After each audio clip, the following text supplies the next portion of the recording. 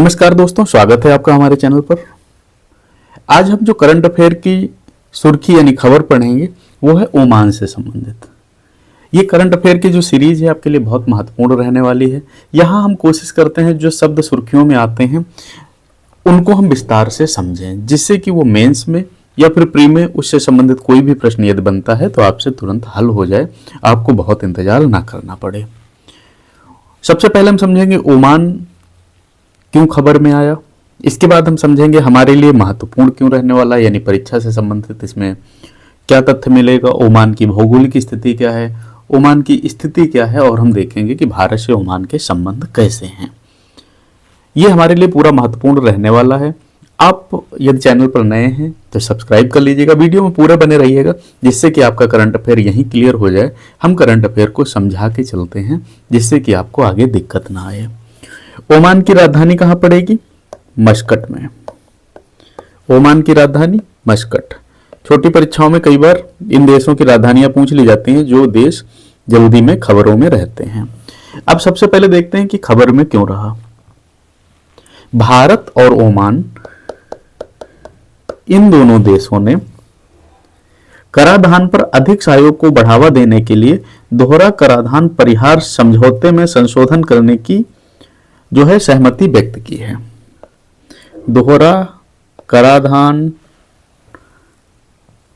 परिहार समझौता, या इसको बोलते हैं DTAA। ये दोनों चीजें इसको बोलते हैं। DTAA होता क्या है पहले हम ये देखते हैं। दोहरा कराधान, इसका मतलब होता है डबल टैक्सेशन अवॉइडेंस एग्रीमेंट। मतलब क्या है? यह ऐसा समझौता है, यह हमेशा दोनों देशों के बीच में होता है। यह जो समझौता है दो देशों को बीच में हुआ है। किस चीज को लेकर? अनिवासियों की आय उनके मूल देश और निवास के देश दोनों में कर के लिए उत्तरदायी नहीं होनी चाहिए। यह समझौता अब बताता है कि अनिवासी यानी जो निवासी नहीं है, ये समझ लीजिएगा, ये इकोनॉमिक्स में आ सकता है कि एग्रीमेंट क्या कहता है। अनिवासी जो हैं उनकी आय मूल देश और निवास देश, जैसे मान लो इंडिया के आप रहने वाले हैं और ओमान में आप काम कर रहे हैं, तो इन्होंने, इसका मतलब यह है कि दोनों के लिए उत्तरदायी नहीं होनी चाहिए यह राशि यानी कर। अब आप यहां पर भी टैक्स दे रहे हैं, यहां पर भी टैक्स दे रहे हैं, ये चीज इतनी सही नहीं है। यही एग्रीमेंट बताता है DTAA। तो इन देशों ने क्या किया है? इन देशों ने बोला है कि हम इस पर एक बार फिर से संशोधन करते हैं, सहमति व्यक्त की है। पहले ये सहमति के लिए तैयार नहीं हो रहे थे, अब ये तैयार हुए हैं, इसलिए हमारे लिए ये महत्वपूर्ण खबर बनती है। इसमें जो संशोधन होगा या संशोधन के बाद जो खबरें आएंगी वो हम आपको बताएंगे। इस पर मेंस में भी प्रश्न आ सकता है, इसलिए इसको हमें थोड़ा गहराई से समझना रहेगा।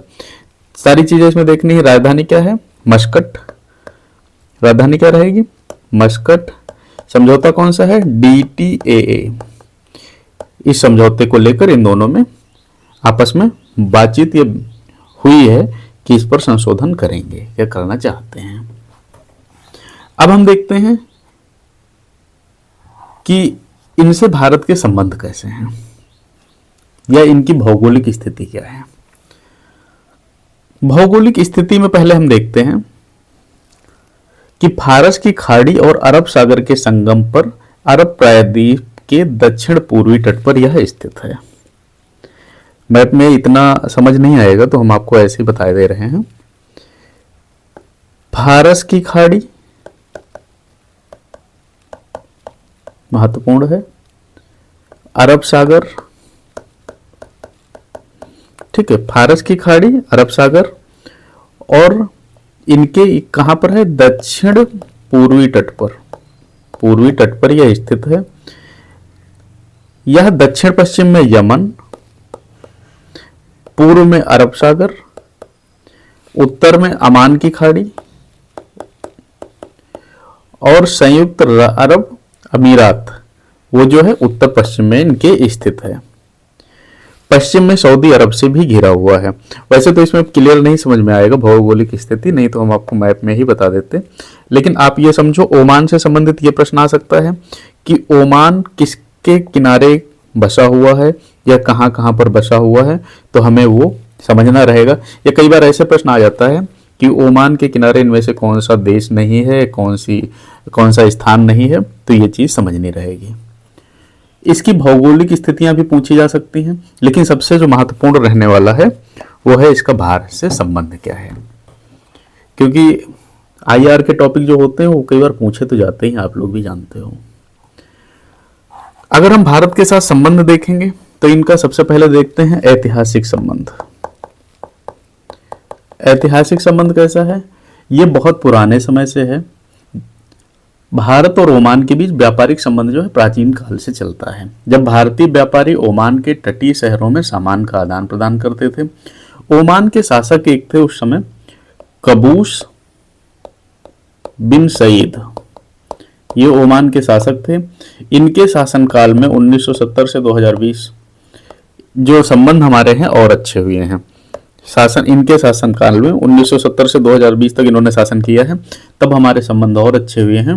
ओमान में बड़ी संख्या में भारतीय प्रवासी रहते हैं, क्योंकि यहाँ पर बहुत ज़्यादा लोग अपने यहाँ से रहते हैं, सांस्कृतिक काम करते हैं, व्यवसायिक यानी बिजनेस वगैरह के काम बहुत ज़्यादा करते हैं।